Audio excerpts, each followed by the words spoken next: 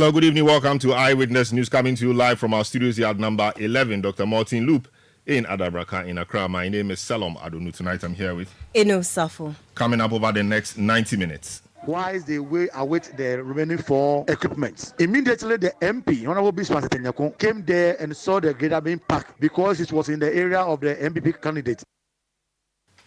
Violent clash over the parking place for drip equipment between supporters of the NDC and MPP in Asesewa in the Upper Manya-Krobo district of the Eastern region, and this has left a number of people injured. We'll tell you more later. Also on Eyewitness News, MPP commits to handing over power should it lose the 2024 election, but it says it will not be forced by anybody to do so if it wins that particular election. We'll tell you what that means. Later on Eyewitness News, 6 teachers and invigilators and numerous students are arrested across the country in the ongoing West Africa Senior Secondary Certificate examination for their involvement in more practices. Stay with 97.3 Citi FM for more on this and other stories on Eyewitness News. And in business, Government urged to prioritize irrigation to mitigate impact of climate change on agric sector.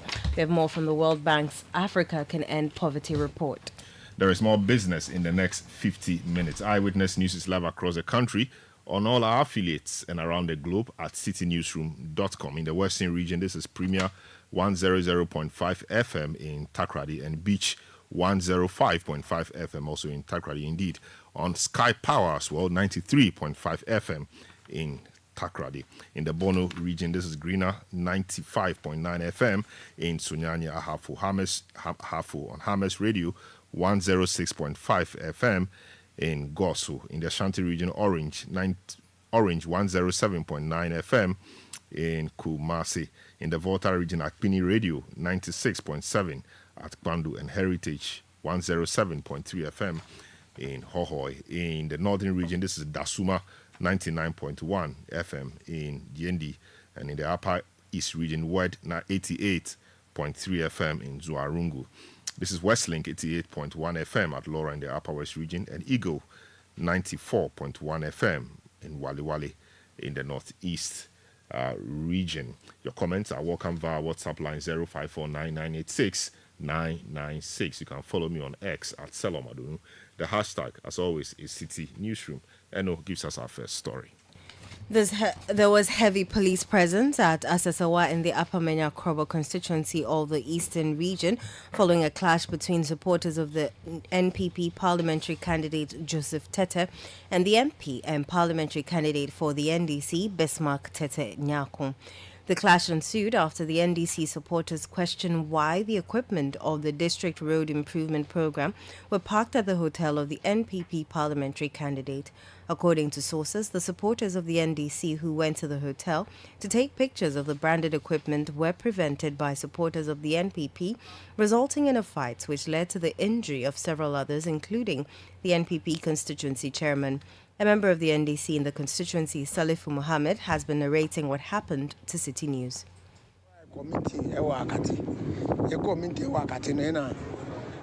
We were returning from a meeting when some of our supporters noticed the drip equipment. It had been placed at the hotel of the former MP instead of the district assembly. We also saw members of the NPP putting stickers of the former MP on the equipment. That is when we decided to take pictures and stop them. At that point, the NPP supporters attacked us.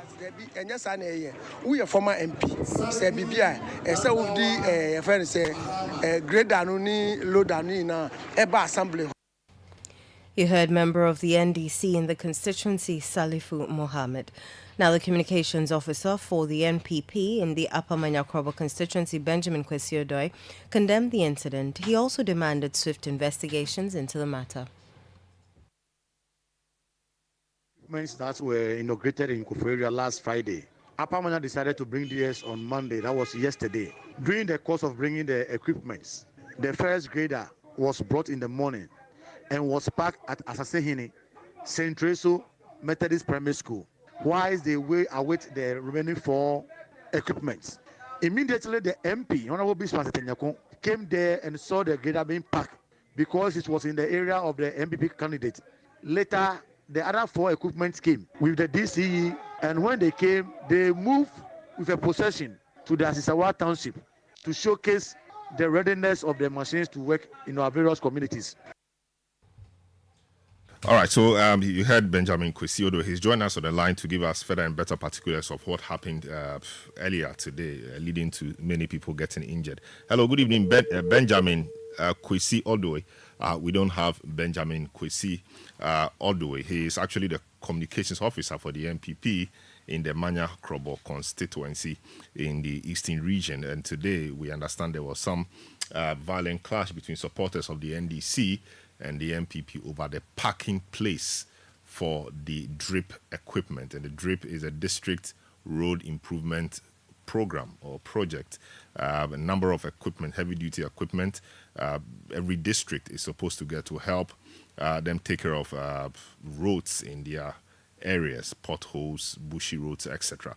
And it was launched some weeks ago, and various districts have taken turns to be taking their allocations. And today we understand that the Upper Manyakrobo district got its today. So they said that the equipment were moving from Koforidua to the district, and some incidents happened along the line. People in the NDC in the area say the equipment were being used for political party advantage seeking. The people in the MPP also think that they had to milk it. The NDC guys say it is for government of Ghana and nobody should put their party paraphernalia on it. The NDC guys wanted also to put their paraphernalia on it, and that we understand led to some difficulties. He's joined us on the line now. Benjamin Kwesi Odoe is joined us on the line now to help us assist us understand the issues better. Hello, good evening, Benjamin. What exactly can you tell us about what happened? We understand that the equipment were parked at the office of the MPP candidate close to his hotel, and so the other side were not happy or was not happy that the equipment were parked there. What can you tell us about that? Yeah, thank you very much, Fellow Adono, and good evening to your cherished listeners and viewers all over the country and across the world. As you rightly said, it is never true that equipment or machines were parked in the premises of the MP parliamentary candidate. It is never true. And it cannot be true. What was that? On Friday, the Regional Coordinating Council in the Eastern region decided to distribute all the earth-moving machines to the district assemblies. Upper Manyakrobo constituency, or the district, received theirs on Friday and then decided to go for theirs on Monday morning. In the event of moving them, the grader was able to come first, and it was parked around a primary school called Asansehini Central Methodist School. It was parked there. Immediately it was parked. The MP, who is the person of Honorable Bismarck Tetenyakon, the NDC MP, came around, moved around, and saw the grader being parked there without asking any question. Of the party supporters were to be happy to see this machine coming in. So you see party faithful stipulating all over that the first grader is in. I'm just speaking. They were waving of party paraphernalia all over the grader. They were there, standing there. Nobody was able to go to the grader or to the operators. This has come to bear because the MP said it was his common fund that was used to purchase this equipment. The MPP in the constituency also said that if truly it was your common fund that was used, we expect you to go for these machines. Immediately the other machines came and was led by the DCE, Honorable Josam. They moved the machines from Anasehini to the police station where we have the district assembly.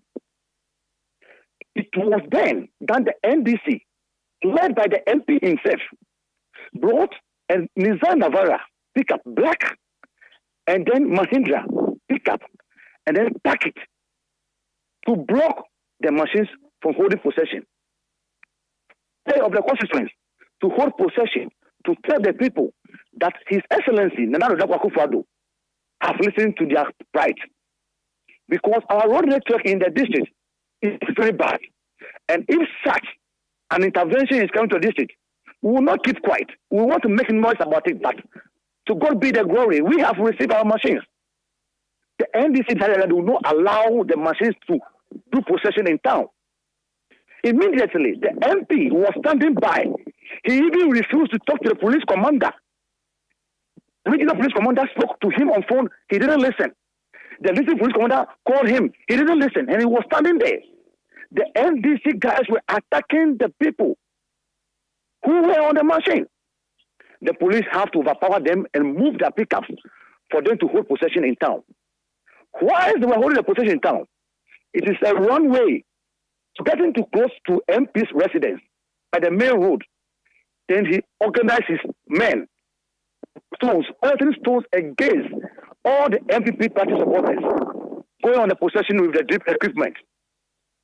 During the course of the person of stones, our constituency chairman, in the person of Chairman Philip Kokumanfi, got injured, and one assembly member, who is the West Committee chairman of the assembly, Honorable Gabriel Gudavo, was also injured and was rushed to the district government hospital.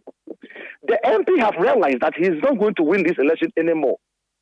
So he started these issues from the registration exercise, bringing in macho men from nowhere to come and attack party faithfuls. During the transfer of exercise, our party organizer was slapped. The issue is still at the police station. And the local area coordinator was also slapped. These issues I'm talking about, it is in the known to every constituent. The police can attest to the fact that at what happened yesterday, the MP decided not to listen to anybody. Tell them, I see no crime about this. If the party is in government, in 2008, when we left power, and the NDC purchased this grader, we were in Asisawa here, when we saw jubilation of the NDC supporters, holding these flags all over, jubilating that the grader has come to help us. Nobody complained. We have seen MPs in this constituency. For Honorable Ansa, 92, he never insult anybody. We have seen MPs from Honorable Amando and Tepe. Nobody insult anybody. We have seen MP like Jeff. Nobody insult anybody or attack anybody. Very well. But the question is, did you brand the equipment with MPP colors? Did you do that? How do you brand this thing?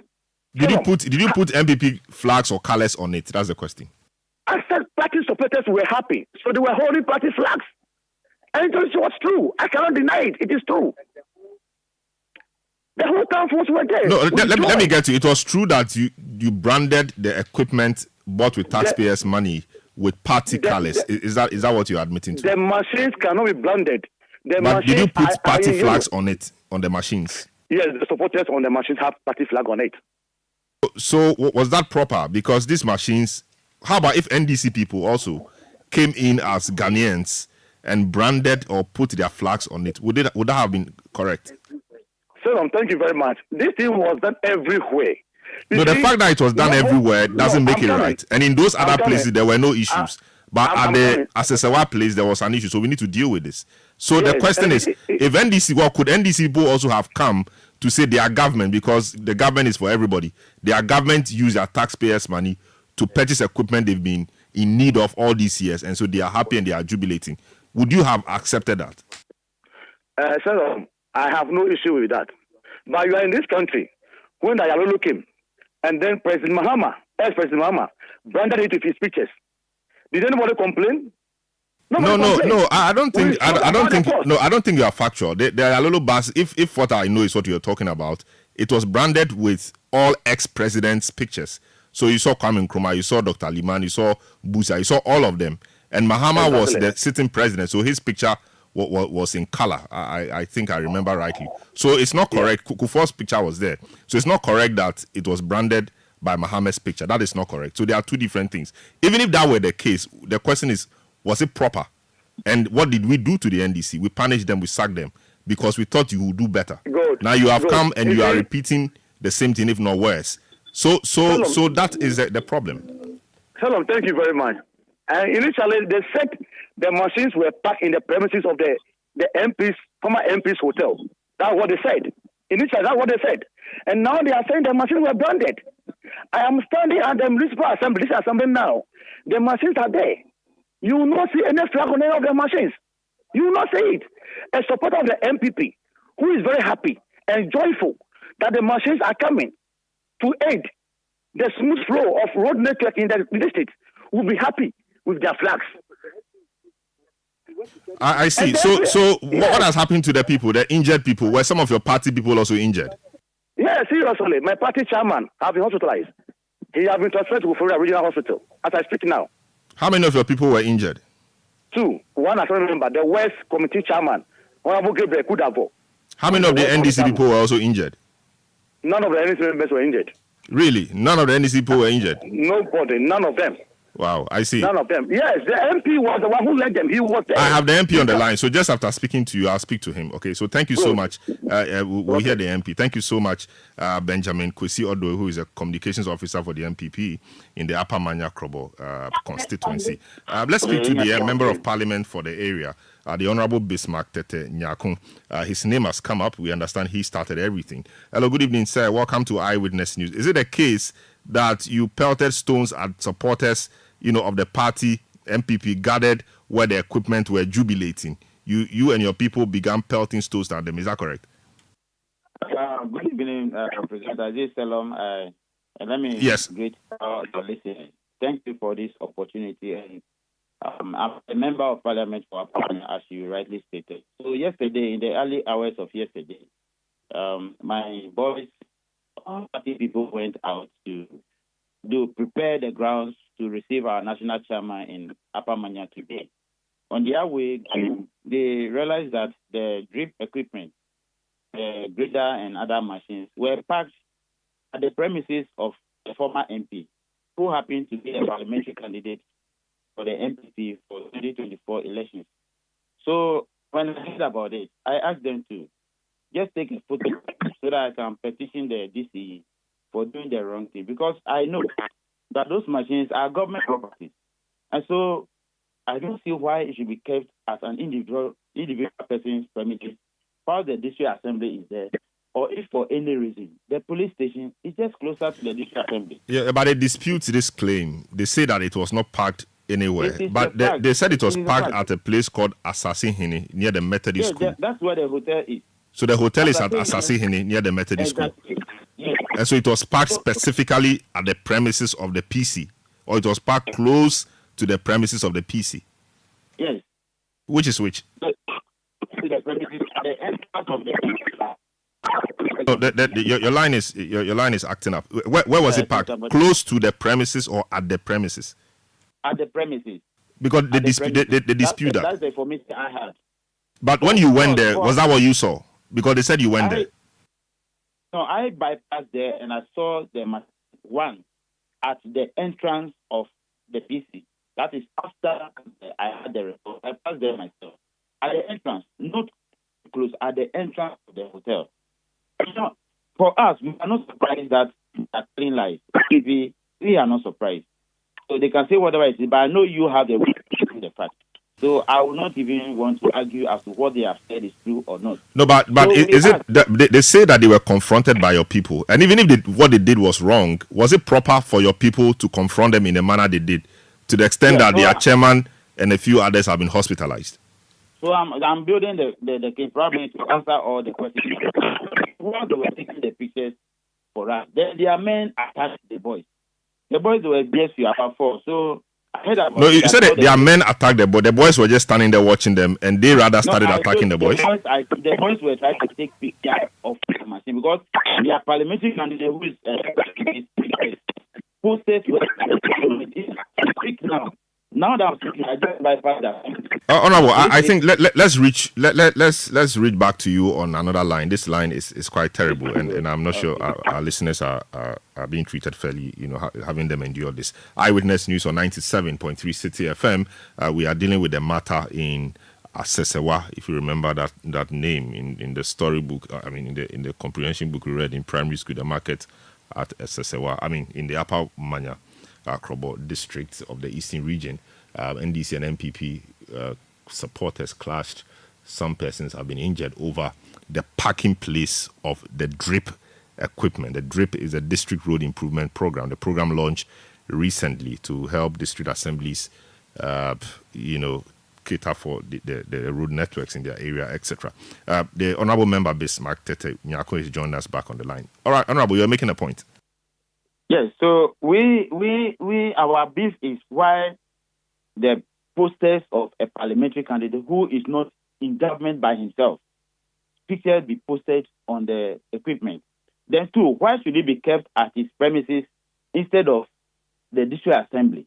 Even if it is close to his premises, the premises of the former MPs, it's just about 10 minutes drive from the district assembly. So why are they not keeping it at the assembly? But even close, even they claim it's close. Why is it so close to the premises and not the assembly? So we reported to the police that these machines, we cannot allow it to be there because the former MP has the history of confiscating these graders. We bought some. Former President Mills' regime, when Honorable Ampofo was the Minister for Local Government, we bought these machines for all district assemblies. Upper Manuel got their share. When they came to power in 2017, they auctioned those machines. It is this same former MP who purchased that machine, and then he has never used it to work, but then he sold it further out. So we cannot sit down for these new machines to be parked in his premises. Of course, they are not for him. If we find Vice President Bawumia's picture on it, we have no problem on that. President Nana Addo Dankwa's picture can be on it. I see your line is misbehaving again, but just to probe further, they say that they didn't put any paraphernalia or poster on the equipment. Do you have proof that indeed the PC's pictures were on the equipment? Do you have proof? Yes, can you send us pictures of so kindly send to my producer the pictures, and then we'll take it out from there. They said their chairman and a few others have been injured. The chairman is being hospitalized and transferred to a bigger facility. Do you know about that? And what is happening to NDC people? They say nobody from your party got injured. Is that correct? They beat our people, about 3. I have a report of 3 people getting hurt. They beat them, but they couldn't go to the hospital.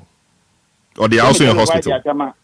Let me tell you why. I want to know where your people are. You said they were beaten. So they were beaten and they went home, or they went to the hospital?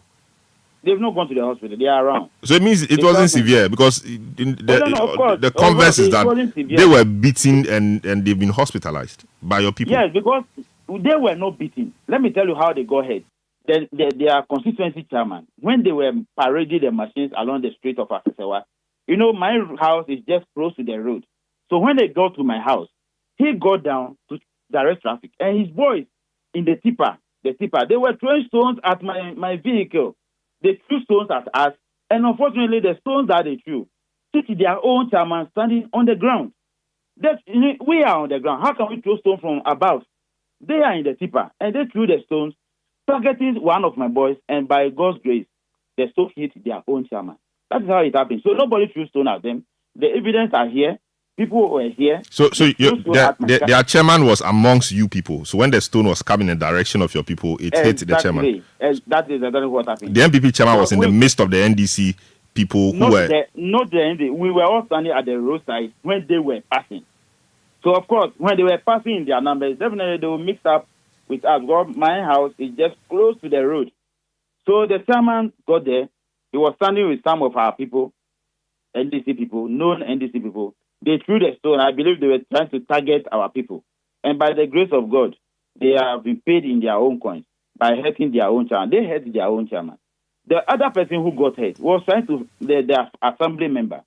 I was there and he was trying to video me. So I asked him, why do you want to video me?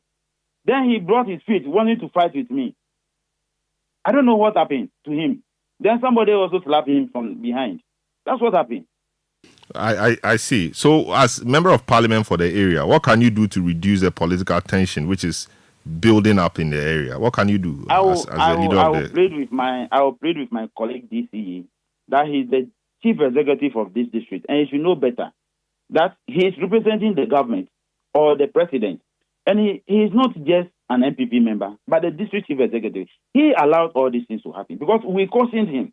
I personally called him and told him that he cannot put Jyoti's picture on this grader because Jyoti has no hand. In fact, if somebody's picture must be on it, it is me, the city MP. At least I took part in approving this Get Fund, the Common Fund budget. I took part.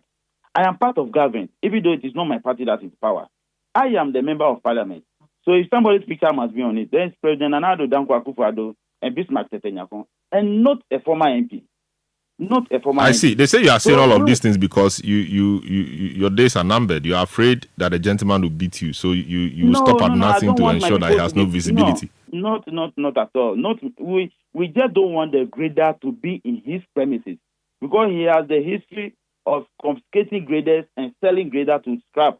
Well, we don't know. We don't know that. That's your allegation. Yes, I'm telling you what I know. We don't know that, and we don't know that. Yes. All right. Very well. I know. Thank you so much. You're asking for my opinion, and I'm asking you. Very well, but we are awaiting the pictures of the MP. Which number? I will just forward it to you. My producer will reach out to you, so we have that as evidence of your claim. Thank you so much. The Honourable Bismarck Tetenyakon, Member of Parliament for the Upper Manya Krobo constituency in the Eastern Region. Eyewitness News on 97.3 Citi FM. We'll take a short break. We'll return and bring you more. Don't go away. Eyewitness News. Be there as it happens. When you want to eat, just Momo it. Tired of the long queues in the supermarket? Pay with Momo. When you really want that beautiful new blouse, just Momo it. When you want to get a trim and get fresh to impress you know who, just Momo it. When you need to pay your utility bills and domestic staff, Shani Momo. When you want to send love to the family back home, send some Momo. Join the millions of MTN Momo users all over Ghana and live life the brighter way. So just Momo it. MTN. Oh, jump on now. Go. Google me. At what time when you come back where I don't hear the sound of your car? Why you buy new car? No, I don't change my car. It be the same ride. It be the fuel way I change. Way one shouts it. Ever since I started using the all-new Excellium Premium Fuel, fortified with 3-in-1 action. Oh, Joe, now my car they run like electric car. No, it's so. This is the type of fuel where they want to. Because now engine they cost. Where they want for way if I buy it go protect my engine. And with the small way I buy, I'll go drive, sir. Absolutely. It's like strapping a turbocharger to your engine and giving it a protector. And what they bust my mind, Seth, be the 3-in-1 action, no? Excellium, they prevent up to 99% of deposit. It be anti-wear, some be anti-corrosion. One pair way now, yeah. So where can I find this magical fuel? Just head over to any Total Energy service station and your car will thank you. Hey, then make a finish my gobe fast, then rush go Total Energies. My friend, but why your hand my gobe inside? I give you info. Make a fill the gobe too small. Go. Excellium is designed to protect your car engine, decrease fuel consumption, and lower CO2 emissions. Don't say fuel, say Excellium. Choose Excellium, choose quality. Are you searching for a world-class conferencing facility to elevate your next event? Do you need a bougie look for that all-important corporate, board meeting, or private social event? The Alisa Hotel Pavilion at Northridge. Our expansive conference center comfortably seats 1,000 persons in a theater-style setup. This makes it ideal for large conferences and exhibitions. Where there is the need to break out, the conference center seamlessly converts into 2 separate breakout rooms. With the importance of seamless technology integration, our facilities are equipped to support your audiovisual needs. Looking for an oasis of bliss? Saunter into our Oasis Lounge and enjoy your juicy lamb chops, steaks, and burgers. We have alfresco dining for nature lovers in our lush manicured lawns. The Alisa Hotel Pavilion, where great minds convene and beautiful memories are created. Hi, Aku. I just got the estimate for the home repairs. It's more than we expected. I'm really stressed about where to find the money. Why worry, Musa? You are a salaried worker. Haven't you heard about the GCB personal loan promo? They can give you up to 700,000 Ghana cedis in less than 24 hours at a significantly reduced interest rate and fees. Really? This sounds exciting, but is it easy to apply? Super easy. Skip the stress. Get the cash with the GCB personal loan promo with a 1-month repayment holiday. Just visit a GCB bank branch near you or call 0302 634 922. Toll free 0800 422 422. No hassle, no stress. Wow! I just got a notification. The loan is already in my account. That was fast. Skip the stress and get the cash you need with GCB Personal Loan. Visit a branch near you today. Terms and conditions apply. GCB Bank, your bank for life. Let your voice be heard on Eyewitness News. On Facebook at facebook.com/City97.3. Twitter at twitter.com/City973. And Instagram at instagram.com/City973. With the hashtag Eyewitness News.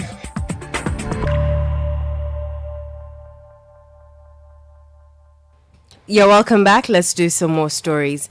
The New Patriotic Party says it will resist any attempt by any political party not to accept the outcome of the 2024 general elections. According to the party, even though it will give up power if kicked out by Ghanaians, it will not give in to parties who will not accept the 2024 polls. General Secretary of the NPP, Justin Kodia, made this known during an engagement with the National Peace Council on preventing electoral violence. I made that categorical statement that we stand for. We believe the rule. We are proud of the multi-party democracy that we have enjoyed since 1992. And as a political party, we will not canvass. We will not behave in any manner that will defeat the peace that we are enjoying in this country. That will throw this country into chaos. That is something that we, the MPP, will never do. But however, we also not be coerced into submitting that, one political party is so desperate that if they don't win, there will be mayhem in this country. So therefore, we should hand over power to them. No. For that one, I will say it over again, that we are going to election. The will of the people will prevail. And when the will of the people prevails, that the MPP must win. No political party can subvert the sovereign will of the people. And we will stand and defend the rule of law and the peace in this country. That's the point I make. Justin Kodia is the General Secretary of the NPP. We've been joined on the line by a Deputy General Secretary of the New Patriotic Party, Haruna Mohammed, to help us understand really what the General Secretary of the party was trying to say. Hello, good evening, sir. Welcome to Eyewitness News. It goes without saying, but when you lose an election, you have to hand over power. So why is it so necessary for the General Secretary to reiterate that point? Hello, Haruna. Hello, Haruna Mohammed. Well, I'm having difficulties with Haruna Mohammed's line. Hello, Haruna Mohammed. Well, I do not have him. We'll try and reach him on another line. Let's speak to the Deputy General Secretary of the NDC, Mustafa Agbande, who is also on the line to have a bite on this particular one. Hello, Mustafa. Welcome to Eyewitness News. Hello, Mustafa. No problem. It's coming from them. All right. I think there's some technical challenge we'll resolve soon. Eyewitness News on 97.3 Citi FM. Your messages have been reaching us here. And then you will also want to join us with your comments on WhatsApp number 0549 986 996. This one from Father SK in Kenya Kumasi says the political parties, especially the two major ones, should conduct themselves or should conduct a workshop for their agents for the impending general elections so that nobody blames the EC for losing the election. This one from Brilliant Fahad Ibn Okujeto Central Tongue says, why should machines and equipment bought with taxpayers' money be branded with MPP party colors or kept at the hotel of former MPP MP, who is not even an MP? It's very sickening how the MPP has destroyed this nation with partisan politics, you say. Aka Paul Jr. in Hafumim says, why should just a parking place for developmental equipment lead to conflict among people of the same tribe and blood? Politics has truly been a bane than a boon to Africans. What a shameful act. Haruna Mohammed, Deputy General Secretary of the NPP, is joining us on the line. Hello, Haruna. Welcome to Eyewitness News. Thank you, Salom. Nice. I hope you can hear me now. Yeah, I can hear you now. Good. Why is it so important for your General Secretary to reiterate the point that if the MPP loses, they will give up power? Shouldn't that go without saying? We've been doing this since 1992. We changed over in 2000. Why should it be so important for him to make that point now? Did he actually say that should the MPP loses? No, he said they will give up power if they lose. That's the essence of what he said. I have not heard my boss speak on this matter. However, what is important for all of us is that... Will you want to hear him so you can put your comments in context? Yes, if you will play. Okay, so this is your boss who was speaking earlier in the day. Can you hear him? Categorical state that we stand for. We believe the rule of. We are proud of the multi-party democracy that we have enjoyed since 1992. And as a political party, we will not canvass. We will not behave in any manner that will defeat the peace that we are enjoying in this country. That will do this country into chaos. That is something that we, the MPP, will never do. But however, we also not be coerced into submitting that one political party is so desperate that if they don't win, there'll be mayhem in this country. So therefore, we should hand over power to them. No, for that one, I will say it over again. That we are going to election, the will of the people will prevail. And when the will of the people prevails, that the MPP must win. No political party can subvert the sovereign will of the people. And we will stand and defend the rule of law and the peace in this country. That's the point I mean. So in essence, if what the will of the people is what they will abide by. If the will of the people say they've won, they've won. If they've lost, they've lost. And that's what it is. Yeah, so Salom, that's why I said I don't think my boss have said that. It's good you have played it. In summary, what the General Secretary is saying is that some people have arrogated power to themselves, and they are telling people that if they don't win the elections, the heavens will come down. And look, power is not automatic. It is not automatic that when it is 8 years, government leaves and another one comes. You come by your deeds and you come by your policies. So in simple, what we are saying is that if you don't win the elections, don't expect to be declared the winners. So if any wrong is done, to declare any person that is not with the sovereign will of the people, that did not win the elections on a clean slate, the MPP would not also allow it. So how about if the election is fair, but some other party wins? Would the MPP give up power? That's what I'm saying. The elections must be free. It must be fair, so that everybody will know that this political party has won the elections.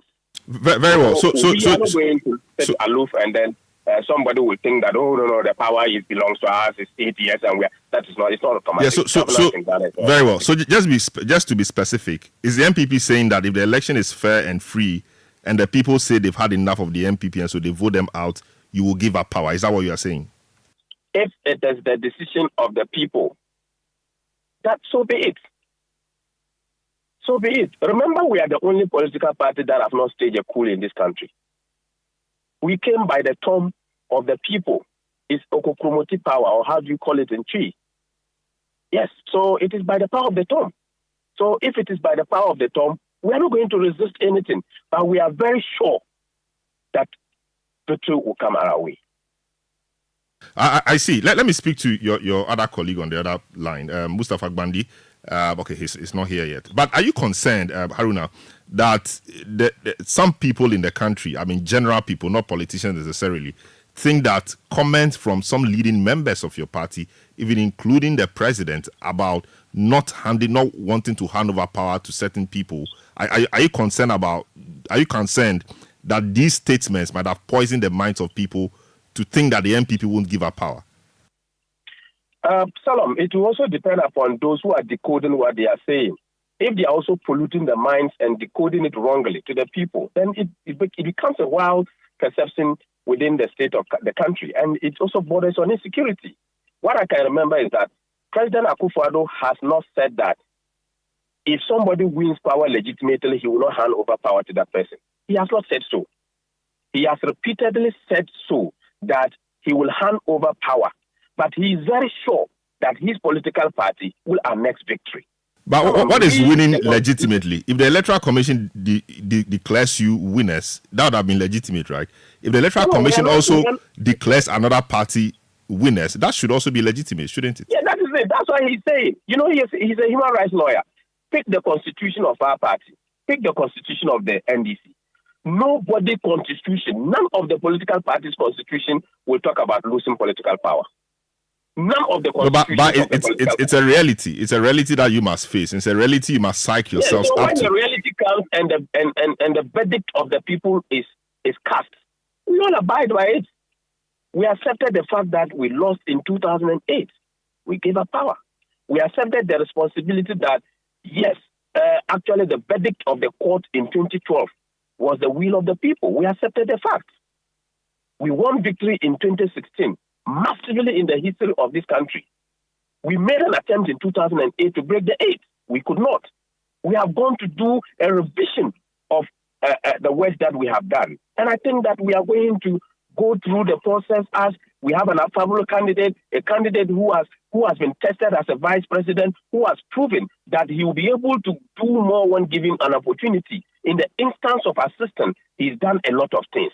That is why we have presented somebody who is very affable, somebody who is presentable, somebody who understands the people, somebody who is a generational leader, somebody that can solve generational problems.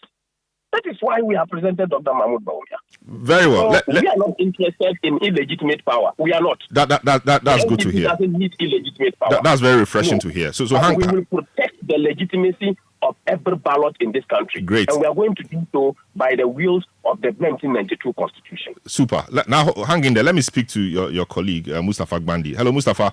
Welcome to Eyewitness News. So, you heard your colleague. He says they will hand over power if that is the will of the people. So what then is the worry that some members of your party think that this particular regime or government will not hand over power should the will of the people dictate so? Well, thank you very much, and good evening to our cherished listeners.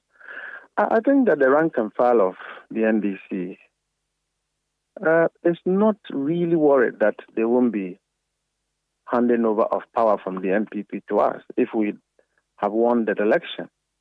We believe that 2020 we slept on our rights, and so we have allowed them to go away with what they have done. Now the NDC is well fortified. Wait. Go away with what? You went to court, and the court determined that no, you didn't win the election. So that's a closed book now. If we had settled the matters at the polling stations, I'm sure that a court matter wouldn't have ensued. Very well. So as far as we know, the polling station documents traveled to the top, and the top declared them winners. You went to court to test it, and that's settled now. Yes, that is correct. So we went into the election, and so we are well informed about the things that have happened. I mean, the MPP General Secretary have made this pronouncement. There's no competition as to whether one would hand over power or not. We are not there yet. What we are asking is that let all political parties, including government, losing itself from the appetite of doing wrong, let us come to the table to help foster functionability or abilities of institutions of state so that they can discharge a transparent, credible election. Let us go to an election without violence. Let us go to an election knowing that we will give room for the will of the people to manifest. The contrary is what the MPP have been doing. The contrary is what this government have demonstrated for a few years. And they have shown that in spite of the fact that they came into power through election, they are no longer interested in going to the election. They are afraid of the polls. They are very much afraid that Ghanaians are going to queue on December 7th and would have to vote because they know deep down their heart that no Ghanaian would vote for the MPP because they have been abysmal, they are corrupt. The level of corruption we are exposed to in this government in the last 7.5 years, we've never seen it in this country. A group of people who believe that being in power is not about solving the Ghanaian problem. It's not about helping Ghanaians to live comfortably. It's about ripping Ghanaians off what they have. Pensioners are still living in pain. Bondholders are still living in pain. People who have established banks, people who work in the banks are still living in pain. People who have lost their companies as a result of abuse of political power demonstrated by this government, they are still living in pain. And so it is clear that both the president, the vice president, who is the flag bearer of the MPP today, and the other one they have added, including their party, is well afraid of going into a clean election. They are scared of Ghanaians going to vote. But by and large, we would have to go through that election because that is the only way we can change power in this country. If any other means was legitimate, this government would have been displaced long ago. There was no point wasting time on this government. This government is a tragedy to all Ghanaians. It's a pain, an affliction to every Ghanaian. It's a waste of the Ghanaian time for 8 years, and painfully we cannot recover it. So they should humble themselves and come clean. As for losing election, it is just 4 months ahead. They will go home because this government will not, Ghanaians will not reward corruption. Ghanaians will not incentivize a syndicate of fraudsters who have defrauded this country and ripped them of what they do. No, Mustafa, I'm not sure about those strong words though. But can you provide the assurance that the party will accept it if it goes to the polls and the people of Ghana decide that we do not want you yet? Would you accept that outcome as a true expression of the will of the people? Before I answer that, I'm saying that when you tell Ghanaians that come and buy bonds, and they buy the bonds and you destroy their bonds, and you do haircut on the bonds, it's not fraud. It's fraud. Now, the NDC have always intimated and reiterated the fact that we are going into the polls with a clean hand. We are going into the polls with a belief that the Ghanaians will listen to everyone in order to vote. If it is the will of the people of Ghana that let's change the government, let's change for a better, then if we win, we will defend that victory to the letter, irrespective of what price we have to pay for it. If the MPP wins in the space that Ghanaians want to reward corruption, Ghanaians want to reward mismanagement, Ghanaians are happily living, then we have nothing to say. We'll admit and then respect the will of Ghanaians. But for anyone to try and rig the election, let me assure the MPP and the entire government machinery that no one will be a president of Ghana as a result of a rigged election in 2024 going forward. It will never happen in this country. Very well. If they think that rigging an election will produce a president in Ghana, an iota of it will not manifest. We will not allow it to happen. But in any day, if we go to a clean election, let the will of Ghanaians be respected. We are good to go. All right, very well. So Mustafa, I mean, just on a different matter, the exhibition exercise is ongoing, will end soon. Your party wants to meet the EC, etc., etc. I'll ask Haruna the same too. What is your assessment of the process so far, now that it's coming to an end? We have analyzed and identified huge, fundamental, primary discrepancies that borders on the credibility of the two registers, the one that the EC gave political parties and the one that they are using. A tip of the iceberg is a case where people's names in Tamale South, about some 34 people, have been transferred to Pusiga without those people consenting, without them ever walking to a registration center to say, I'm transferring my vote. And so we believe that these are administrative issues that can be dealt with. So we are tabling the matter before the Electoral Commission. The NPP silence is either because they are not doing their work, they have accepted that they are losing election, or they think that the discrepancies favor them. And so all of those issues will be ironed out in the emergency IPAC we have requisitioned, believing that reasonably, because the issues are so fundamental, the Electoral Commission will honor it and call for an emergency IPAC meetings where the MPP will be seated. All of us will have to deal with the issues. Otherwise, we believe that when the EC failed to provide provisional voter register to political parties on time, where it provided same behind the windows to the MPP to conduct profiling, fundamentally was illegal. It was wrong.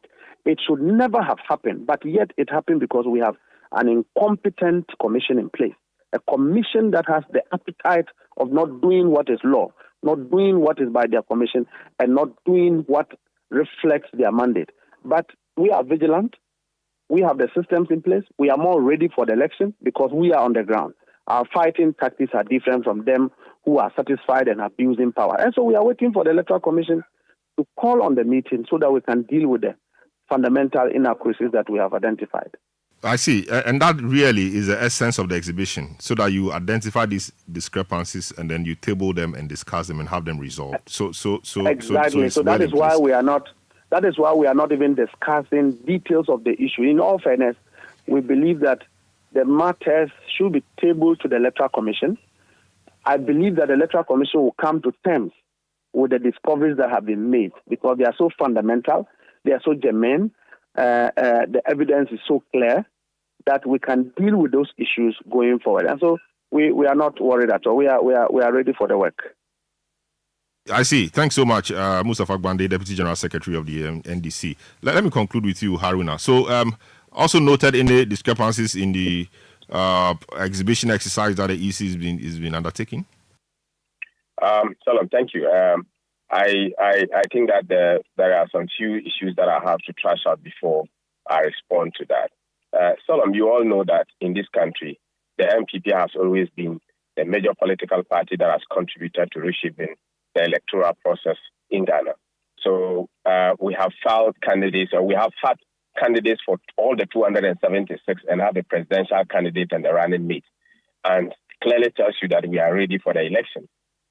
As to whether the MPP is corrupt, we all know that there is only one gentleman in this country known as Government Official 1 who has been acclaimed internationally as a corrupt individual. Who has been exonerated by the Office of the Special Prosecutor.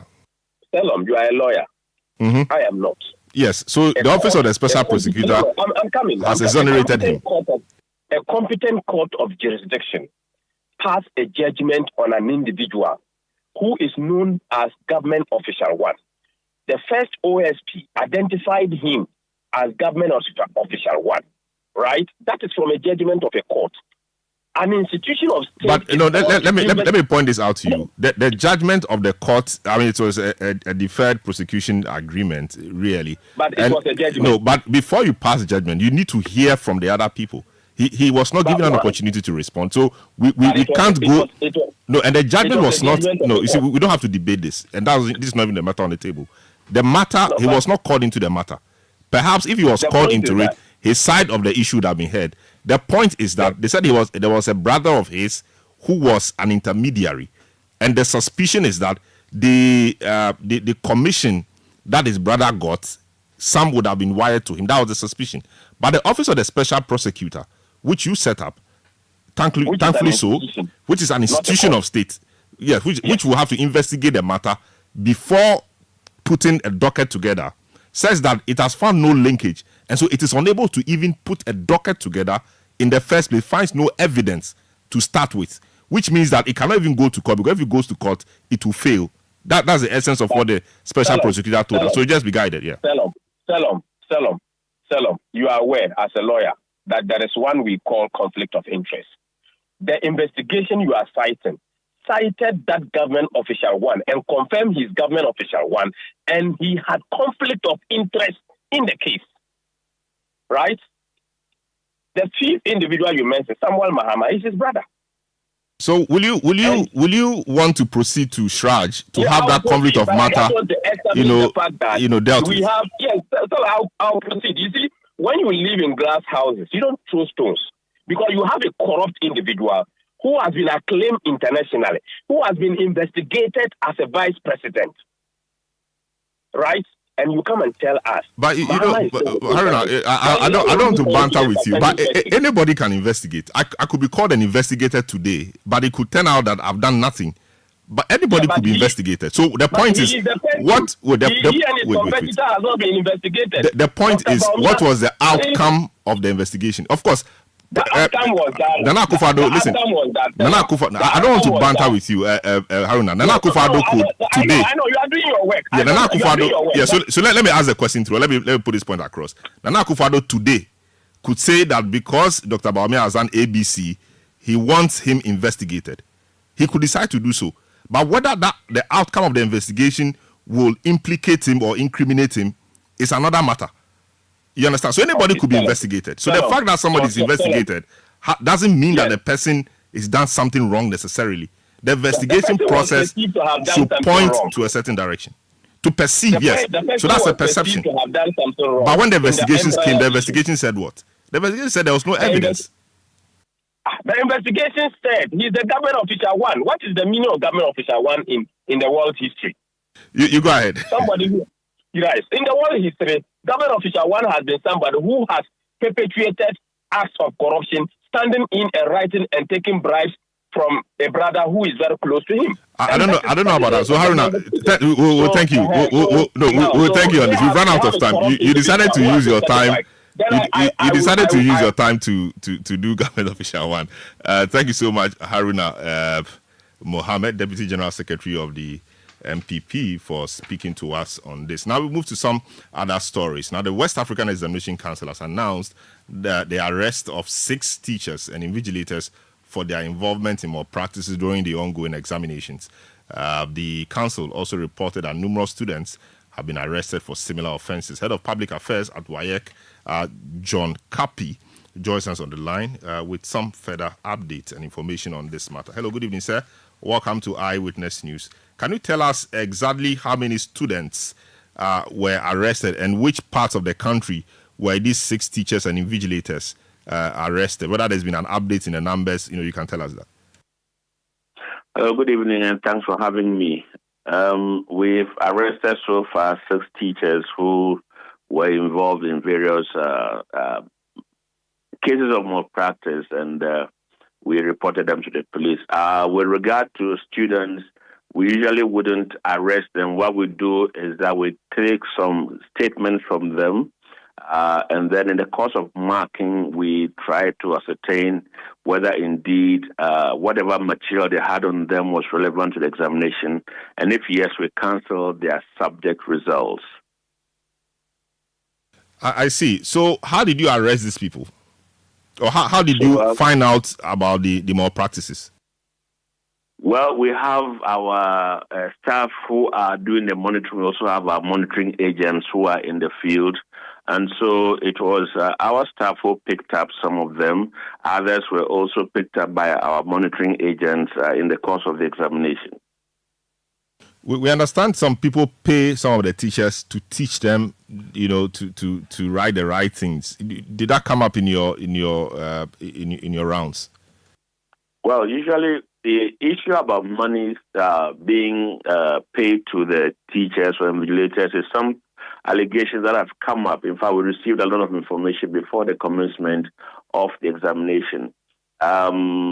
As we speak, even just this afternoon, somebody called me and told me if I should bring media people to the center there, and they will be able to, verify that indeed monies have exchanged hands. But in the course of the rounds of our personnel, no one has reported that they've actually, chanced upon people, collecting monies or candidates paying monies to the teachers.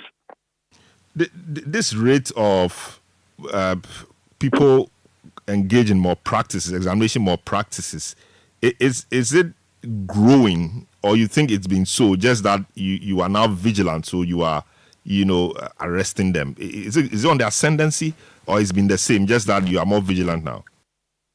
I think it's on the ascendancy because we've been monitoring the examinations just as we do right now.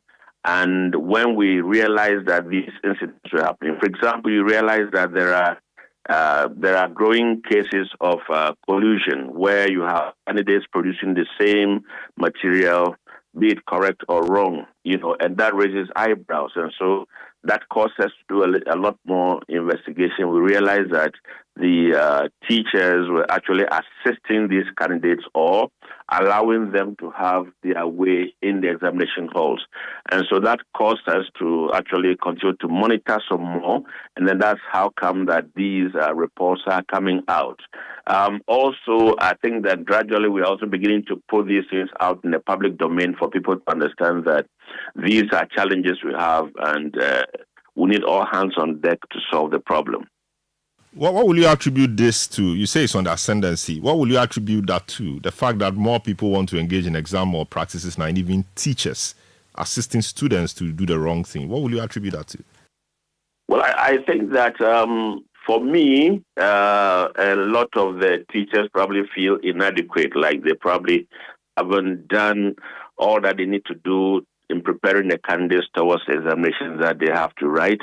I also believe that there are some of the heads of school also want to have their names in the good books, if you want us to say that they provide for the children this so that the results will come out, and then the impression is created, well, even as head of school, this is what I'm doing.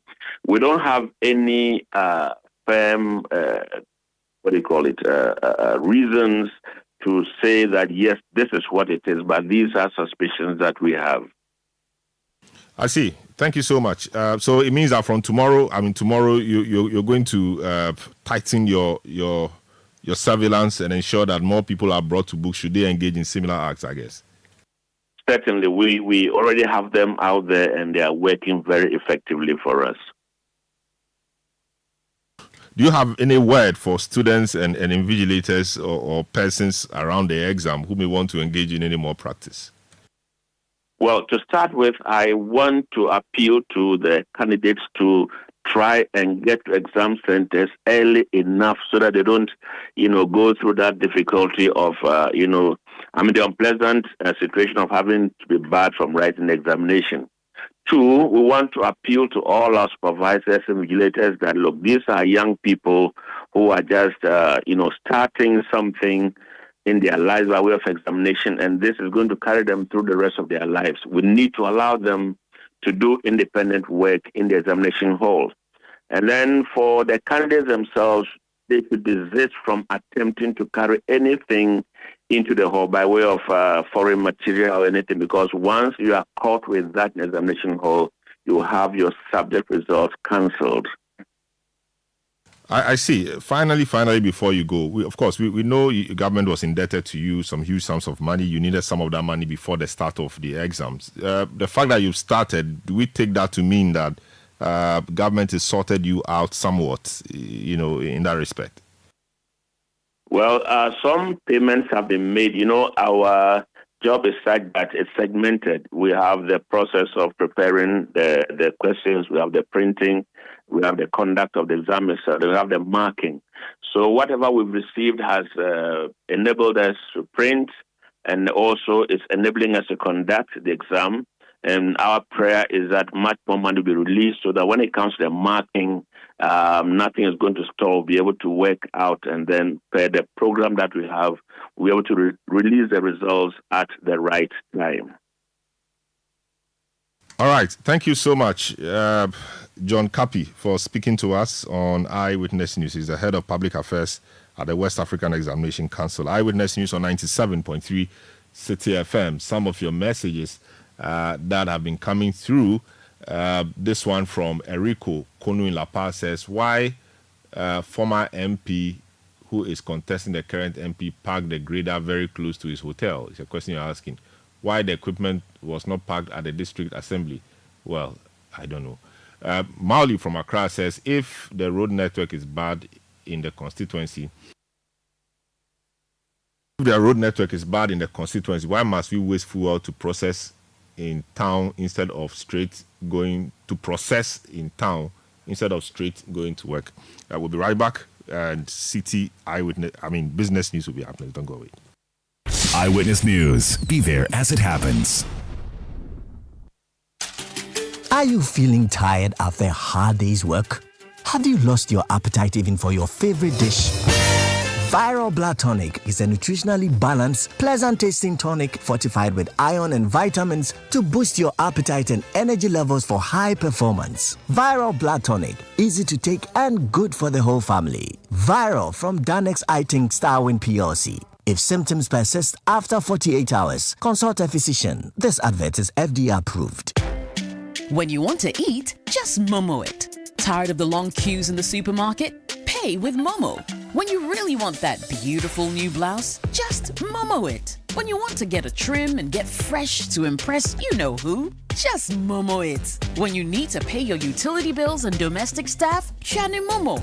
When you want to send love to the family back home, send some Momo. Join the millions of MTN Momo users all over Ghana and live life the brighter way. So just Momo it. MTN. Are you ready to turn your dreams into reality? Don't just dream it, own it with a loan from Fidelity Bank. Dreaming of a new home? Own it with Fidelity Mortgage Loan. Dreaming of smelling the scent of a brand new tear rubber car? Own it with Fidelity Auto Loan. Dreaming of getting the latest phone, TV, fridge, furniture, laptop or gaming console? Own it with Fidelity Consumer Asset Finance. Dreaming of expanding your business? Make it a reality with our business loan. Fidelity Bank is offering flexible loans to businesses, salaried workers and the self-employed at a competitive rate. Dial 0800 003355 or visit any of our branches nationwide today to turn your dream into reality with a Fidelity Bank loan. Terms and conditions apply. Fidelity Bank. Believe with us. Fidelity.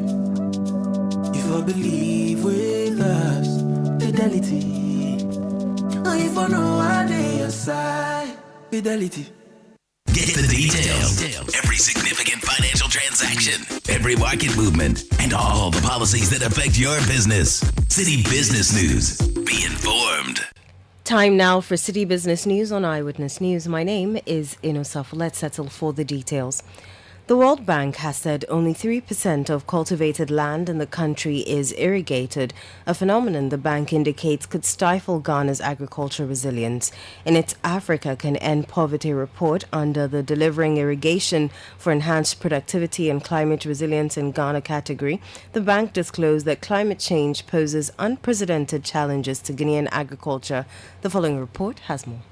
The World Bank noted that Ghana possesses substantial irrigation potential with estimate of irrigable land spanning from 360,000 to 1.9 million hectares, but just about 3% of cultivated land is properly irrigated for agriculture. Underutilization of the said potential, according to the bank, risks farmers facing the brunt of shifting weather patterns and extreme events as the country's farming system is predominantly rain-fed. A chunk of these monies were meant to revitalize abandoned irrigation schemes across the country, but some stakeholders believe these funds have been squandered. Additionally, an alarming $11.9 million is said to have been spent on mobilization to kickstart construction of the $993 million worth Pualugu multipurpose dam, only for the project to fail. That was a news desk report. Now, the Peasant Farmers Association has indicated that the move by government to ban exportation of certain grains will not only fail to address the country's food security concerns, but also render farmers poorer. On the back of the ongoing dry spell that has overwhelmed agricultural production in the northern and middle belts, government announced an immediate ban on grains such as maize, rice, and soybean.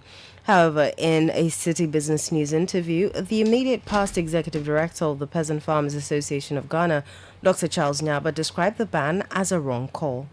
We can draw lessons from 2022 when government announced restriction of movement of the same commodities, rice, maize, and soybean.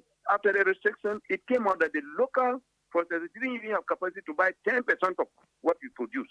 Middlemen, who are business people, then took the advantage, went to the farmers, offered them prices which are far, far lower. So as a result, you see that 2023 supply has really come down drastically. So learning lessons from that, we are surprised that the ministry will go ahead to repeat the same mistake that they did in 2022. We don't think it's the way to go. And then it's not going to address the fact that there is going to be food shortages in the rain season. Because just announcing a ban without working with the farmers will still allow us to be able to buy this and sell them across the border, our neighboring countries, provided prices provided by those countries are better than the prices that the government will provide to farmers. Dr. Charles Nyaba is a former executive director of the Peasant Farmers Association of Ghana. It is emerging that the Ghana Cocoa Board has not entirely abandoned the use of a syndicated loan for the purchasing of cocoa beans for the 2024-2025 crop year. Contrary to its recent announcement of self-funding and the upcoming season, barely a week after that announcement, Finance Minister Dr. Mohamed Amin Adam has revealed that Cocoa Board is, however, still in talks with foreign lenders to secure the syndicated loan for the next crop season. There's more in the following report. Cocoa Board CEO Joseph Wine Edu at a recent media briefing announced that Cocoa Board will break its 32-year reliance on offshore borrowing for cocoa financing. He categorically stated that beginning the 2024-2025 crop season in September, Cocoa Board plans to self-finance cocoa purchases. This significant shift, he said, is expected to lead to some savings of an estimated $150 million. 32 years, we've learned our lessons, and we think that it's high time, we weaned ourselves from the offshore international financial markets and then, we finance the crop ourselves here. And that's exactly what we are going to do. But Finance Minister Dr. Amin Adam has clarified that Cocoa Board is not abandoning the cocoa syndication. He confirms that negotiations with lenders are ongoing, although it will not bring in more than $600 million out of the initial target of $1.5 billion. With this shortfall, it has prompted authorities to explore alternative funding sources. That was a news desk report. Now, the outlook for the Ghanaian economy is favorable in the short to medium term, according to Deloitte. The professional services firm, however, indicated in its West Africa Economic Outlook that there are downside risks emanating from the forthcoming general elections in December. High inflation and elevated interest rates, all of which are weighing on private consumption and investment spending in 2024. The following report has more. In addition, the professional services firm said mining output is estimated to rise, supported by increased output from the recommissioned Bibiani gold mine and production from the Hafun North gold mine. It also indicated that the country's cocoa output, one of the main drivers of the economy, will encounter volatility as a result of climatic conditions, smuggling, diseases, and global commodity price fluctuations. Deloitte also noted that Ghana, compared to Nigeria, appears to have stronger growth prospects, while adding that the implementation of the monetary policy measures by the Bank of Ghana also helped reduce inflation. That was a news desk report. Now, customers are getting more intolerant about poor services and the need for banks to include artificial intelligence in their operations to enhance the speedy delivery of service. These are the latest findings from a survey conducted by professional services firm PricewaterhouseCoopers. According to the firm, easy access and ability of customers to engage banking staff effectively were also among the top 5 factors that influence customer experience. Speaking to the media after a breakfast meeting with stakeholders in the banking sector, the country's senior partner of PwC Ghana, Vish Ashiagbo, urged the need for banking institutions to prioritize exceptional customer experience. What the customers want are actually not too surprising. They want speed in terms of service. They want predictability. They want knowledgeable employees. They want systems that work. And then they want short, maybe it's the same thing as speed. The in-branch wait times should be short. So they want things to move quickly and they want the systems to work. And they want the banks to be able to serve their needs quickly, knowledgeably, and with some level of predictability. It's relatively straightforward. So I think that banks need to look at their stakeholders, understand exactly what the stakeholders want, and be able to adjust their ways of working to suit the stakeholders. It's not as easy as it sounds because the stakeholder environment continues to change. And I think that's where the challenge is. So some of the things we're talking about, for example, speed, predictability, knowledgeable employees, these things are not new, except that as the environment changes, as stakeholders become more tech savvy, as stakeholders have higher expectations.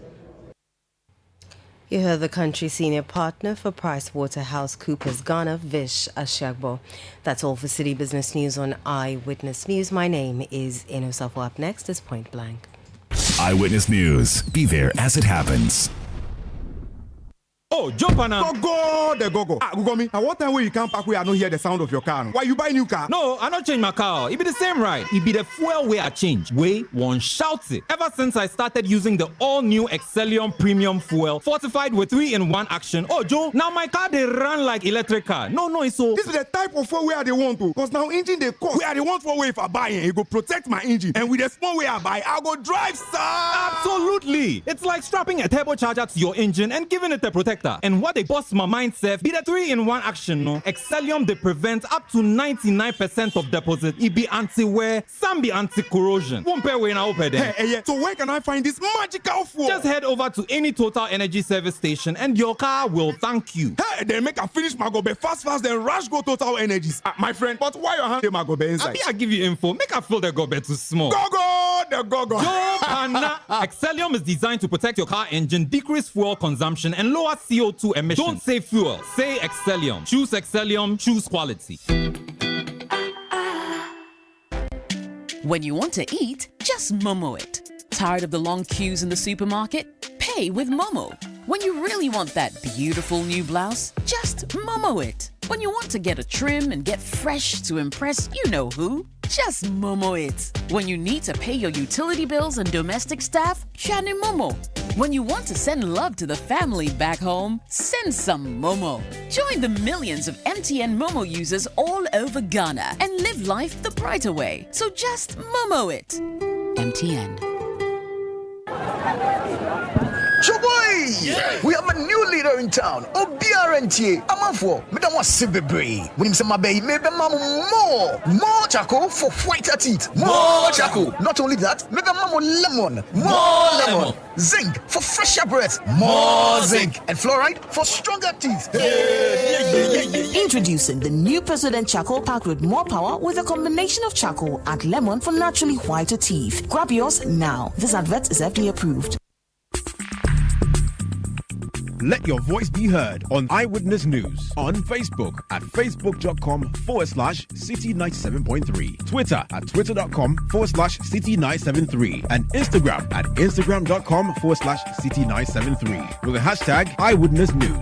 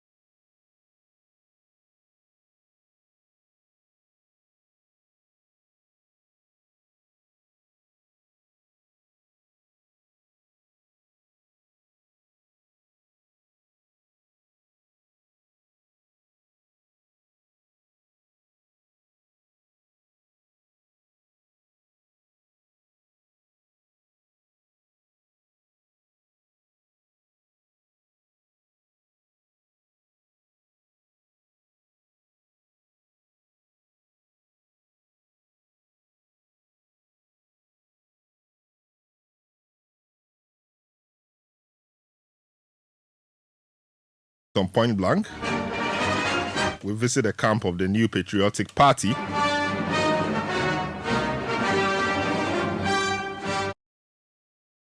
Aide to Dr. Mahmoud Bawumia, flag bearer of the New Patriotic Party.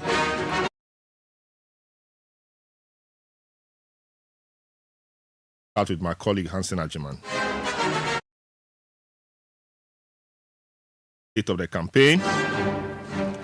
Out for. The party is ahead of election 2024. Other issues. President, before 2016 election, promised the people of the North that he indeed was going to create a savannah region. He did that.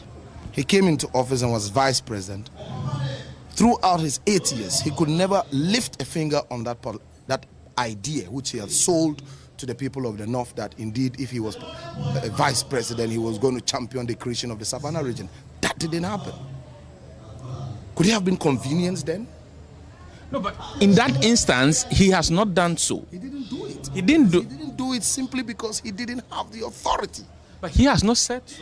Well, he has not said what? He has not said he has not said that he didn't have the authority. But he didn't have to tell us he didn't have the authority. Those of us who knew and understood the governance system knows that a vice president doesn't have the authority to proceed. The things that Bawumia has, the okay and support of his president, he's told you well over 30 policies. Why is that not an issue for you?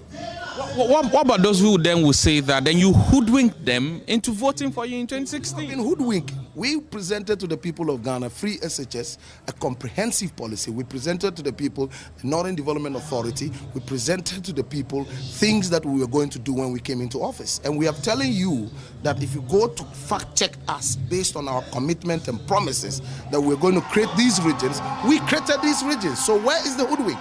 You promised a sound economy. Yes, of course. We promised a sound economy. Did you not see a sound economy? Economy is not sound now. Did you not see a sound economy from 2016 right through until COVID hit? 2020. Which economy in the world today is sound? As you present to know that everything is sound across the world, tell me one economy that is sound. The British economy is yielding under crisis. The American economy is doing the same. The German economy is doing the same. The Japanese economy is doing the same. The South African economy is tanked. Which economy under the current crisis is sound? These are the questions you should also ask. And I think you have the responsibility to educate others who don't know that the economy of the world generally has tanked. And every country is reeling post-COVID. Now, these concerns from Hansen has led to the NDC describing the flag bearer as a liar, and to the extent that they have a name for him, that he's Bao Liar. Yes. As a member of the campaign team, is that biting you as you go into the community? No, it's not. It's not at all. This is the same strategy, the same playbook of the NDC. We've been in this country when the NDC told us that His Excellency President Akufo-Addo was bedridden, in coma, diagnosed with cancer, stage 3 or stage 4 cancer.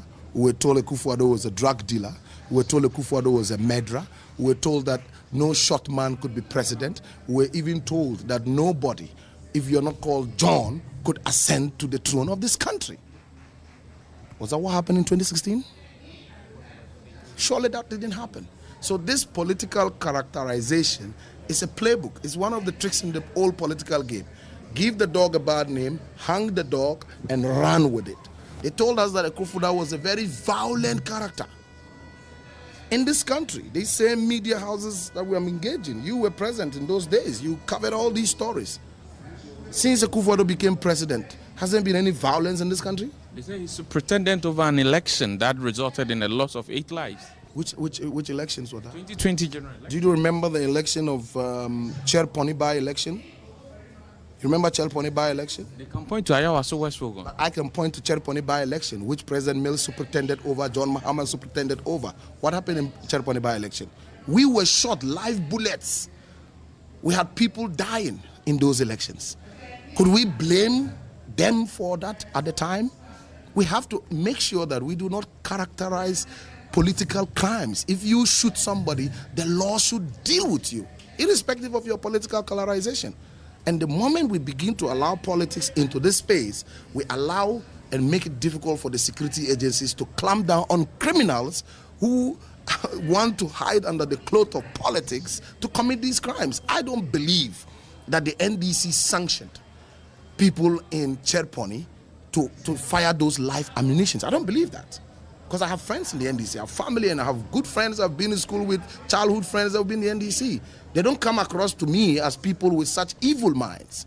But if 1 or 2 characters in the NDC or in the MPP find themselves in some crime, how could that be an extrapolation that the leadership of the party will condone anything like that? The security agencies must be up and doing and deal with crime. But when it appears that the political class is indifferent about these actions, i.e., in this instance, a lot of people have raised concerns as to why the president has not even said anything about it since 2020. I mean, I think that these are matters that the security agencies of the country don't even need the president to comment on it. Crime is crime. I don't believe that the president needs to comment on all crimes committed in this country. Otherwise, we'll have a president who is just talking about obituaries. Is that what we are saying? The loss of lives is something that no Ghanaian should accept. But I'm saying that we cannot say that 3-4 people died yesterday in an armed robbery. The president should come out and speak about it. Or people have been involved in some conflict that has some political undertones. The president must come out. The security agencies, the question I should be asking you is that, do you know, as a journalist, what the security agencies have done about those 8 deaths? What they keep telling us is still under investigation. Do you know? What they keep telling us is still under investigation. But do you know how long investigations take in this country and in many other jurisdictions? 4 years. 4 years. Nobody at all. Do you know how long it took for the perpetrators of the murder of the Yana to be brought to book? Do you know? I mean, I'm not a security person. I'm not a member of the CID or the National Security or the BNI or whatever you want to call those organizations. I'm not. And I'm not going to sit here and try to pontificate how they operate. You sitting here, you can't. If you go and they tell you that it is still under investigation, it is still under investigation. I mean, there's nothing you can do about it. But the question hovering around the political class is that the sort of commitments we make going into elections, that no life is worth losing for the purposes of winning elections. And if you go to an election and lives are lost, you cannot treat them as any normal crime. You need to condemn them. You need to speak about them. And it is that silence on the part of the political class, particularly on the part of the NPP, that is worrying for a number of people. Well, I think that the security agencies will be the best persons. Whether the president comments on it, doesn't comment on it, if the president comments on it and investigations are not being done, we are back to square one. So if we have an IGP or state institutions that are supposed to deal with crime, why ask the president to respond to that? If somebody has a running stomach, why ask the president and not the medical doctors? I mean, these are simple things that we must understand. We cannot expect that the president of the republic, in every crime that is committed, the president has to come out and speak. I think we have functional institutions of this country. I have a lot of respect for the police, have a lot of respect for our security agencies. And of course, and I want to believe that, I mean, even you journalists are still asking questions about the murder of Ahmed Swale. Is it not still under investigation? Dr. Baum, any response to that? You don't, because you can only accept what the security agencies are saying. It takes time to unravel crime. Dr. Baum yesterday was questioned on whether he is going to apologize to Ghanaians for the challenges we are facing at the moment. But he went on and on to list a number of achievements. But people think that the hardships are unbearable, that at least the leaders should apologize to the people. I have not heard any leader post-COVID apologize for false majeures. I have not heard that. Not even in America, not even in London, not even in Germany. No African president has gone on national radio to say, okay, look, there is a lot of hardship, I am sorry. I mean, what would that mean? Did anybody anticipate that we're going to be in this situation where we had this, COVID that ravaged economies of the world? I'm not too sure that any president will apologize for a false majeure. And what we have said, that as far as the hardships are concerned, these are the list of things that we have done to ameliorate the difficulties Ghanaians are facing. I mean, we cannot run away from those interventions, i.e., some of the things that we've put in place. I mean, before, people had to queue, sleep at NHIS offices for days just to get their cards renewed. Today, you can sit in the comfort of your house and renew your card. Is that not some suffering that has been taken off you? We all understand what is going on. Free SHS alone, the kind of difficulties people had. Today, we are talking about, highest enrollment in some of the poorest regions of the country, and we think that that will not lead to some suffering or burden being taken off parents. We all know that. So we cannot choose apples and oranges and want to call all of them the same fruits. They are not. We have to distinguish what we're talking about. So as far as Dr. Baumia's apology is concerned, I think it was a completely far-fetched question anybody should expect or to ask. Dr. Baumia is not a medical doctor to apologize for a bad surgery. I mean, you can't even apologize for a bad surgery. If a surgery goes wrong, it's a bad surgery. That's what it is. But at the end of the day, the question is, what did we commit to the Ghanaian people? Have we delivered on our commitment to the Ghanaian people? Surely we have. Surely we are not also robots. We're not, we're human beings. We have fallibilities. We make mistakes. And every government will come in, and once a chunk of your commitment to the Ghanaian people are met, you should score yourself a good grade. And we are saying, as far as our promises are concerned and the fact checks that we have done, and we can make this available to the media. In fact, we have done that. It's available to the media. The very things we committed to, we have delivered well over 80% of that. You've been going around the vice president. How well are Ghanaians receiving this explanation?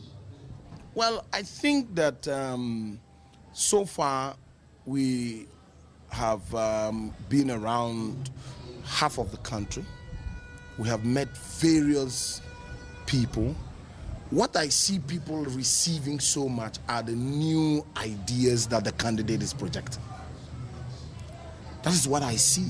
And I think people are in rapt attention to really listen to those ideas, because those ideas are actually ideas that go to the core of people's problems. And I think that is important. For instance, if you take the issue of a flat tax, that's a major issue, except you're not in business. But I'm very sure that your media houses will understand what we're talking about when we talk about a convenient flat tax system to allow businesses to be able to pay their taxes. You know, you talk about a flat rate for the imports of stuff, not benchmarked against any foreign exchange. Somebody told me this morning that, we cannot achieve that. Who says that in Togo is cheap? It's just simply because people don't have adequate information to appreciate the kind of thing we're talking about. Today, as we speak, the volumes of imports in our ports are reducing, and the volumes of imports to the Togo port are increasing. And many of them, the question people should ask is why?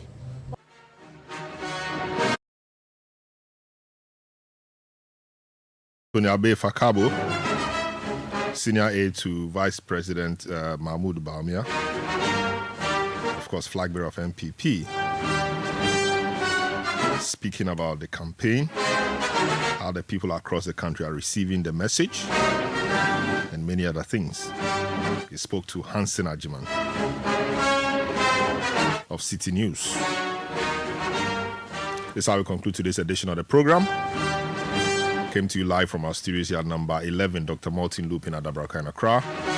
Show produced by Nana Kopna Welsing, Sami Wiafi, Beverly in London. Technical assistance given by Manuel Late. Social media support by Edwin Kwa Kofi. And of course, you heard Enno Safu. My name is Selon Adunu. Have a good evening.